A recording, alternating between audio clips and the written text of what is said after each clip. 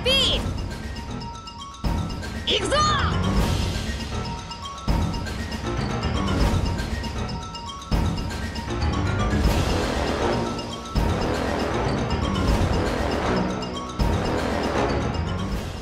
The Wano arc starts and Zoro returns. Summer connections. Hi everyone, Flying Panda. The Wano arc begins in chapter 909. The editor keeps talking about Wano before every chapter, but this time he seems to officially confirm it, starting in 909. He said something similar before in chapter 902, describing it as the final stop in Whole Cake Island arc, which was true. The Reverie arc is only 10 chapters long, and so much has happened so far, but adding the Wano arc before it ends is a wise choice. A good point to mention that an arc or chapters without any of the Straw Hats is not healthy for the series.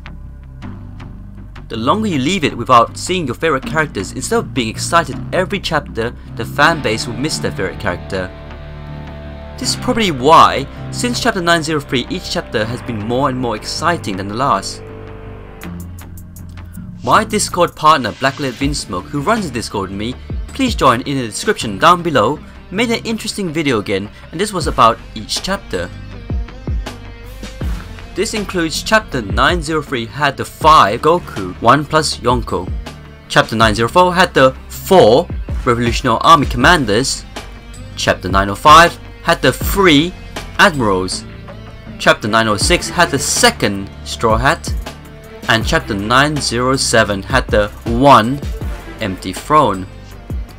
That's very intelligent, right? Check out the video. Now, he mentioned 908 had PX0, which is 0 of course, which was great, but if the biggest reveal will be revealed in the final chapters, and for us to absorb it properly, we need to see what is happening currently with the Straw Hats, and there's to be a shock. As you can see with Zenisha's eye, she has the same eye as Summer, which many have pointed out to me in the past week in the comments section, which I do read almost all of them, and also in the Discord. Could there be a connection between Zenisha and Summer? In the ancient past, Zenisha was sentenced to walk the seas for eternity and only act upon being ordered to do so for committing an unspecific crime. Since then has been wandering the seas off the New World and lived for centuries carrying the Minx tribe and the other life forms on Zoro. As you've seen in my previous video that Summer has the ability to control these creatures as large as this. A true power which would shake the world. This is why Monkey D. Luffy and Blackbeard are the D's that will be a threat to Summer. Shirahoshi also has the ability to control the Sea Kings and his Poseidon. Summer will seek to eliminate them first. However, the biggest threat to him is Vivi, which might come as a shock to you all, but is it really? Her family are technically celestial dragons who choose to live away from Merijois. But 800 years ago, the Nefertari royal family was one of the 20 royal families who founded the world government. Notably, they are the only family to remain in rule of their own country rather than moving to Merijois and letting new royalty take over. If there is a rightful person to be king of the world, it has to be one of the families who founded the world government, and Vivi is the only really suitable person to rule. The other dragons are just dumb looking and not able to rule anything. She has changed the tide of times by being friends with a D, who is God's enemy, and if gods are celestial dragons, then Vivi has already changed that.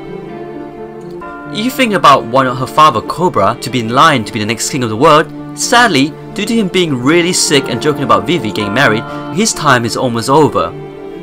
When fur and sick characters are killed off in anime and manga, they make them sick so they wouldn't hurt us as much. Again, yes, I could be wrong. Another scenario would be that Summer is to marry Vivi, as Cobra mentioned about her getting married, but I still think that Summer is a female.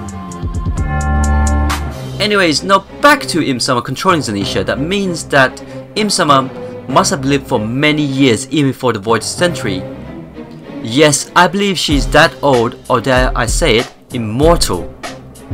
To end off, a couple of years ago when me and Legendary Anime first became friends, there was a conversation that Zenisha was part of Alabasta. So Zenisha was literally part of the land. If you look at the map here, can you see this shape? This makes sense when you also see the infrastructure are very similar to each other, along with both locations having poneglyphs. But my favorite one is this. In Alabasta, there were these massive banana wanis. Banana wanis are giant crocodiles. They are so fierce that they even prey on sea kings, and are to date the sea king's only known natural predator. The only other place you see this in One Piece, anything similar to these banana wanis, was in Zou with the wanis. Wanis are species that look like crocodiles, boar hybrids, are domestically and used as transportation by the mink tribe. They have a stout build with a thick tail that curls up close and 4 legs that are rather thin compared to their bodies. Both from Zou and Alabasta. This could be similar on how we saw the Southbirds in Zaya and Sky Island connections. Where both locations had connections, I hope you find it interesting. I really can't wait to see the other Straw Hats and finally the connections between Zoro and Wano. Anyways, thanks for watching the video. Please leave your comments down below. Please click like, and if you haven't, please subscribe to Flying Panda and join our Discord in the description down below.